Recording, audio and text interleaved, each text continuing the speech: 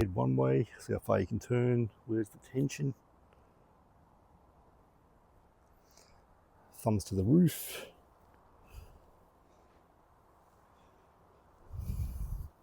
Interlocking fingers, arms stay straight. How much rotation do you have? Where's the tension? Bend back. How far can you go? Is there any pinch? Legs stay straight. How much bend do you have?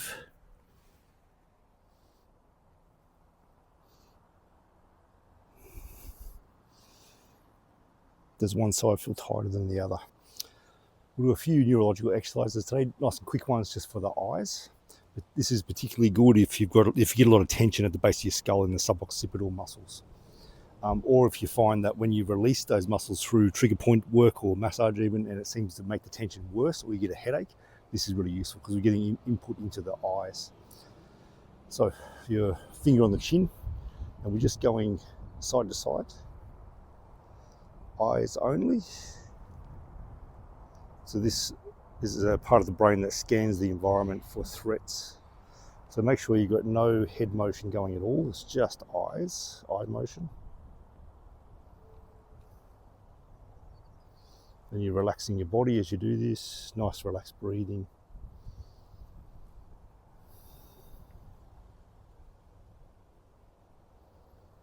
Change your finger. So when one arm crosses the center line, the other side of the brain has to do something different. So it's really useful to cross the center line. Okay, we go up and down. Again, just whatever speed is comfortable for you. This might be too fast, how fast I'm going here. It shouldn't be disorienting.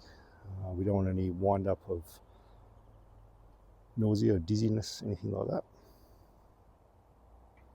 Change.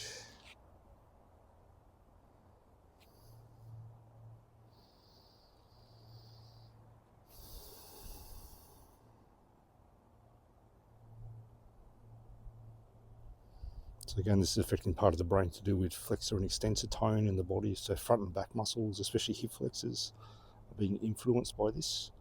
And it's the brain that assigns tension to the body. So we're working directly with input into the brain through the visual system. 70 to 90% of the tension in the body comes through the visual system, how the brain assesses what the information is that comes. So we go in and out. So this here can make a big difference. So the getting close and then further away input. And then from here, I'm just looking to the horizon now. Then I'm looking back at my finger, still following my finger, follow my finger all the way out. Then I look to the horizon, back to my finger. So I've got three inputs: far distance horizon, then the finger out, the arm outstretched, then finger as it gets quite close. Change over. So horizon, finger, close, finger, horizon.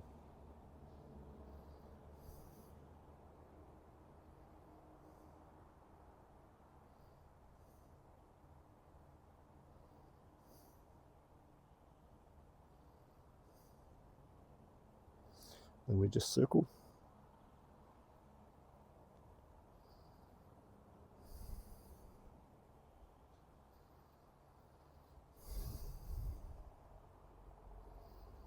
Still letting the breathing be relaxed. We do about 3 circles each way. Head not moving at all.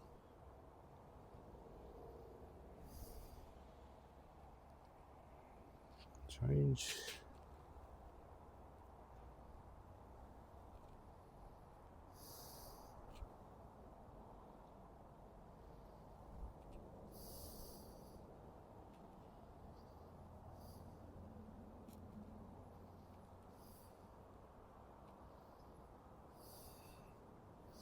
Let's check. Way more movement here, less tension. That's way easier. Big movement here. It's pulling in different areas, about 15 degrees more. Back bend. Big change. Big change in hemis. Yeah, big change there. And really big change there. Bring your feet together. Hands on your knees.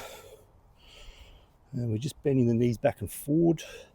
Should be no pain with this. So you're just moving. It might be a very small movement that you're making when you first start. Key points, we want heavy heels.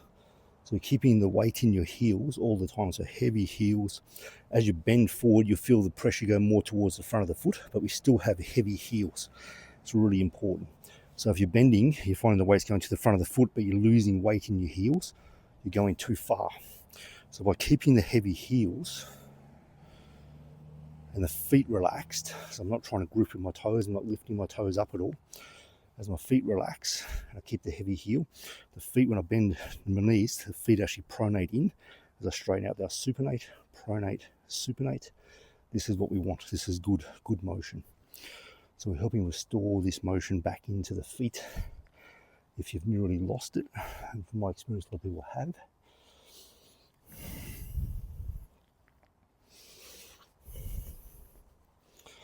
So it might be just a very, very small movement when you first start. As you get more flexible, the body gets more used to this position, you can sink down quite a bit. You're still keeping the heavy heels, feet relaxed.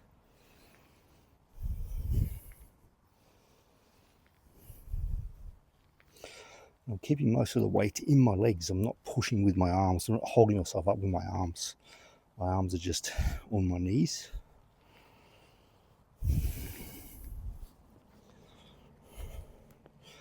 What you can do to help the glide of the knee, so people have very tight outer quads. So the kneecaps, when they move, the kneecaps are always trying to glide outwards all the time. We want to keep it more central, so you can pop so my kneecap is here. I'm popping my fingers on the outer top corner of my kneecap. I'm not trying to push them in. I'm just keeping that firm. So when my knees straighten here, my kneecaps actually get pushed in a little bit. So I'm actually mobilizing my kneecap and the retinaculum, all the tissues around the kneecap. As I do this bend and straighten exercise, I'm actually mobilizing. You can also put the thumbs on the top of the kneecaps here. So when you bend and straighten, it's actually pushing the kneecaps down and in a little bit. This should cause no pain. And for a lot of people, if they have painful knees, it'll actually feel like it takes the pain away. So you're stretching the quads, the retinaculum, gliding the kneecap, creating space underneath the kneecap to the condyles of the knee. Okay.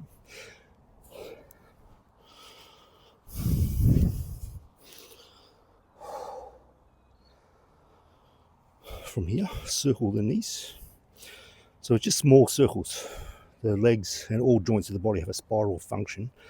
Even if they look like they're just joints that bend forward and back, when they combine with other joints, they create spiral motion. So we're getting used to the body making its normal spiral motion. Walking creates spiral motions in the legs and the limbs, arms, the torso. So I'm only moving, so I keep my feet flat on the ground as if my feet are melted plastic, so they're really stuck into the ground. I'm not moving so much that I peel the edges off. This is too much movement. So I'm keeping the feet flat.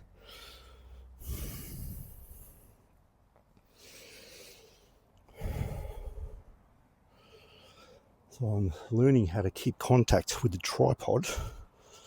So the tripod are force sensors through the feet. So the center of the heel, knuckle of the big toe, knuckle of the little toe. So those tripod points and the heel, they always have pressure, so I don't lose contact with them. So if you're doing any kind of squatting motion at the gym, martial arts, yoga, keep the tripod, unless you're specifically doing something to affect pressures. But having pressure in the tripod helps create more space in the hip joints. The brain loves to have a sense of grounded connection through the feet to know what they're doing, so it can open up the hips, release the spine. A spine is only working properly if it has two legs working properly underneath it.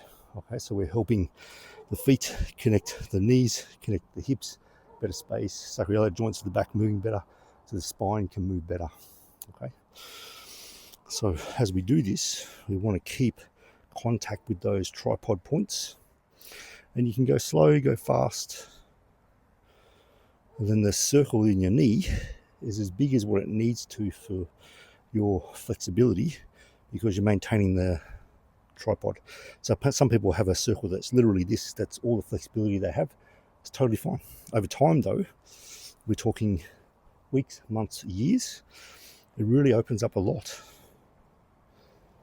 And I'm sure you intend to be alive for quite a while, so we may as well use every day. Get the knees more flexible, body more connected, knees more stronger. A lot of people, knees are a weakness. We want to make this a strength. And it's a big focus of Taoist practice to make the knees a strength in the body. So we've gone both ways. From here, push inward with your hands and outwards with your knees without the knees opening out. So we've got isometric force. This will get more pressure in the glutes.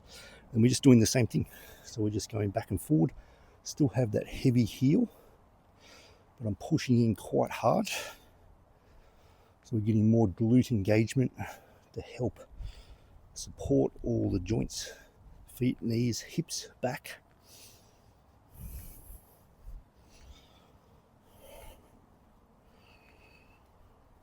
And then I'm squeezing my knees together as hard as I can. So this gets the adductors working more, affects into the pelvic floor as well. And I've still got that heavy heel, feet relaxed.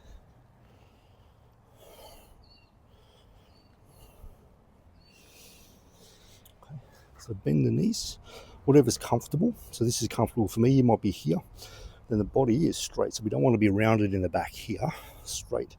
Arrow spine it's called, so from the top of your head out through your tailbone is one line. So we're not like this, we're not like this, we're not like this, straight. So even through the neck, straight.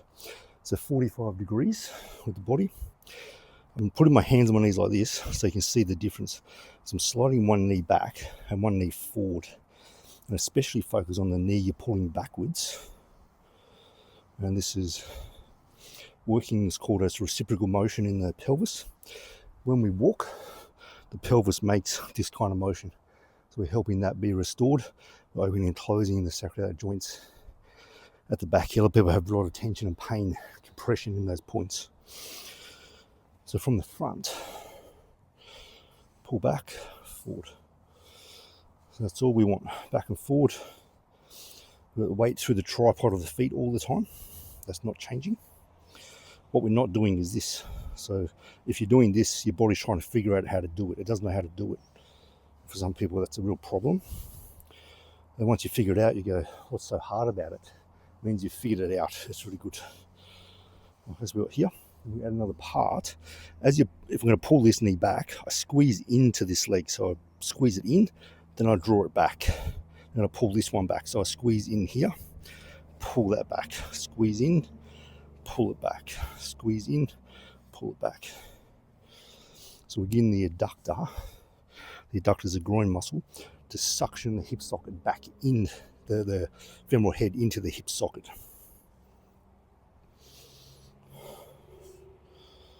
So you'll feel the muscle right up in here working. And for all these exercises, we want to do at least 10 repetitions. Even better is 20 repetitions for all of them. And over time, you'll feel your knees become so strong and so used to having the ground underneath them. The spine moves better, pelvis moves better, spine articulates each joint better. If you've got a stiff lower back, generally you've got a stiff neck as well. It's just what is below is mirrored above. Okay. Make your feet about shoulder width, circle the hips, so small circles, your head stays in the center. The knees are just comfortably straight, not locked out. And my body is facing forward all the time, so I'm not doing this. I'm just facing forward all the time. It's like I'm doing this, side to side, back, front, and I'm just connecting all that up, kind of like I'm on a hula hoop. And you'll feel it stretch all through the pelvis, especially through this side front corner here, stretching the TFL muscles that are chronically tight and overactive for a lot of people. We go the other way, and by the waist to make it, or the hips making this motion, the head has to adjust. So we've got a lot of motion going through the C1, C0 to C2 level under here. So it can help loosen your neck as well.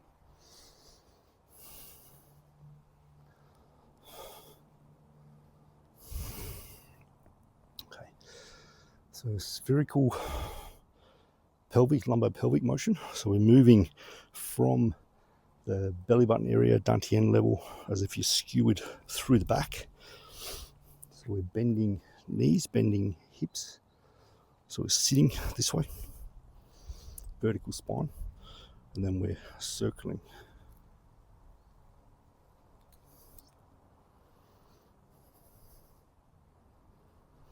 So we've identified the corner, corner, back corner, back corner, corner, corner, corner, corner.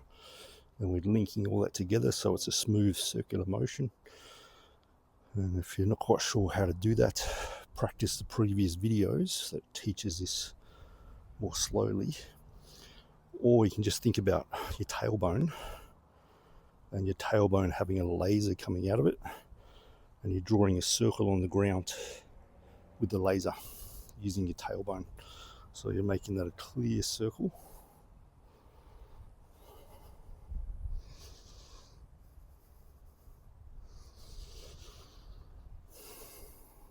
Breathe in and out through your nose, tongue on the roof of the mouth. This will pressurize the abdomen so well. And we go the other way.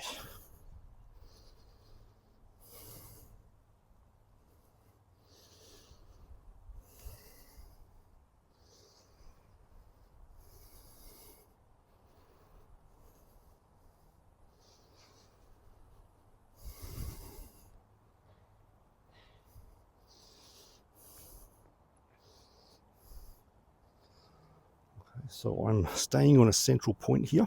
I'm not moving my weight side to side. I'm not doing that. This point stays totally still. I'm circling the pelvis underneath this point. Dantian belly button level. Okay, back and forward 3 times. Stand up, give your legs a shake. So when you're doing that really well, you feel your legs just fry. You feel the whole body get really hot. Can make you feel a little bit out of breath. This is all good, effective exercise. So we take this further. So feet shoulder width. Turn your feet in to whatever is comfortable. Bend the knees. So knees in line with your toes. So we don't have knees, so toes that are here and then knees that are going in like this. Knees in line with your big toe. Bend knees, bend hips. Same again. So we circle.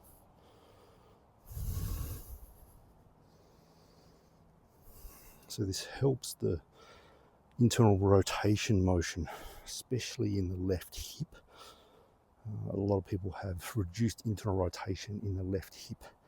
It's because of the left anterior chain pattern in the body, which is driven by the left brain having more hard wiring for the right side of the body, and the organs in the abdomen being asymmetrically arranged. So the liver is very big on this side. 3 lobes of lungs, heart over here, or in the center left. 2 lobes of lungs, spleen, other organs. So the diaphragms have to be different sizes. So a big diaphragm here with strong attachments. Nothing trumps the respiratory system. So we're breathing 23,000 times a day, around about.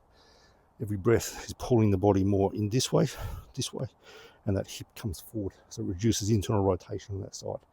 So when we're doing this exercise, and go the other way, we're helping restore internal rotation. We're helping affect the pelvic floor and the diaphragms.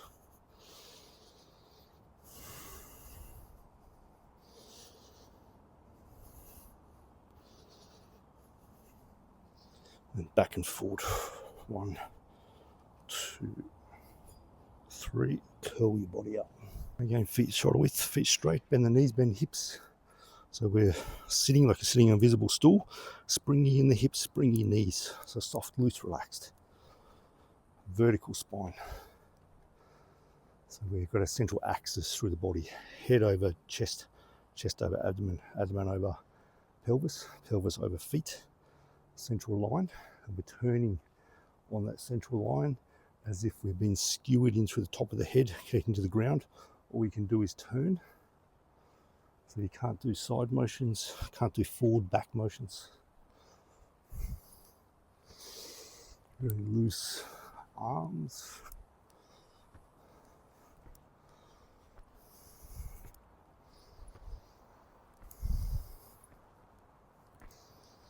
So letting your hands hit into your body. You're not going to damage anything. It's actually good for the lower back, especially. So the back of the hand hits your back, palm hits the front. And we're generating the motion from the waist, from the hips, turning the hips, drive from your feet as well. So your shoulders can go into neutral, arms totally loose. Just like your hands are a heavy weight, your arms are a piece of rope, shoulders totally neutral, relaxed. So the driving motion, the initiator of the motion is the hips turn. The legs make some drive. It's kind of like if you're on skis, the skis would move like this on the ground. So you're making this push-pull motion.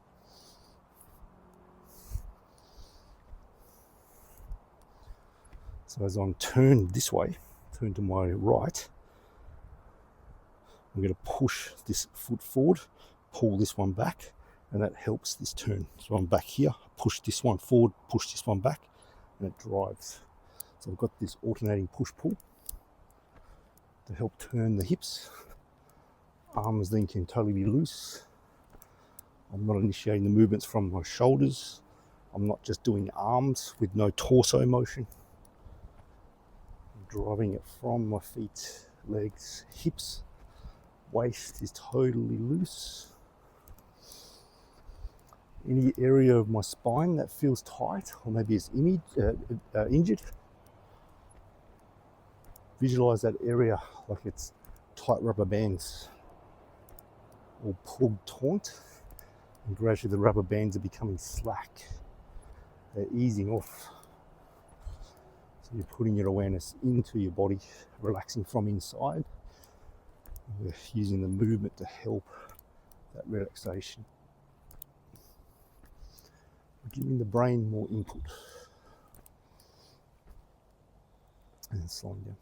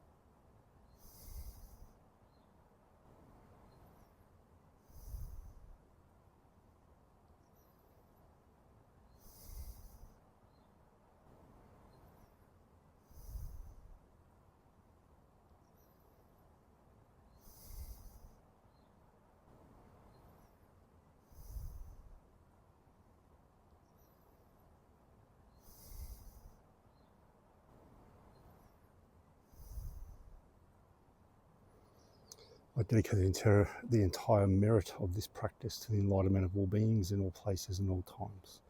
May it be a gift to you and to the world.